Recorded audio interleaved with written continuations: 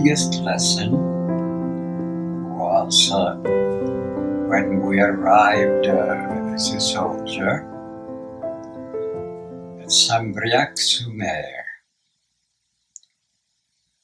And up to that point, I was just taking pictures. But then suddenly, in this crowded plaza, because the French had been under the Germans, it was a big holiday. And I was fortunate to have asked my sisters to send me a camera, an Argus C3, that I had purchased by being a caddy in the golf course of New Rochelle. So I was a caddy, and suddenly I was carrying the cases of a person who literally turned out to be a photographer. And this man said, "You're a wonderful caddy," which was what I had been doing almost for a full year. He said, "I like you, and I would prefer to have you every time I come to play golf here." So why he liked me, I had no idea, but we met, and I was his caddy every time he came to play golf. At a certain point,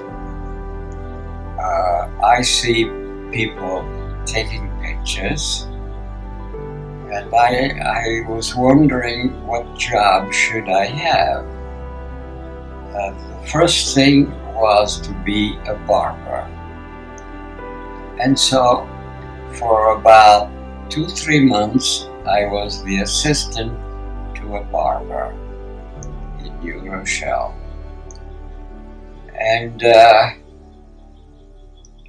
And I gave, at a certain point, what I used to do when the barbershop was crowded. I was the one who only put soap in the face of the people, and then came my uncle, Onofrio, who, no, not Onofrio, Tony, man who changed my life. I forgot his. I see his place was in Monevro. Anyway, oh yes, it was a barber who needed someone to sweep the floor when he gave haircuts. He needed someone to sweep the floor. So I began he asked me if I could do that. So I was a sweeper of hair in a barber shop. Little by little, I made quite a bit of tips, quite a bit of money, and I saw people taking pictures, and someone suggested, "Why don't you take some pictures?" And I was fortunate to find a second-hand Argus C3, and that was my first camera.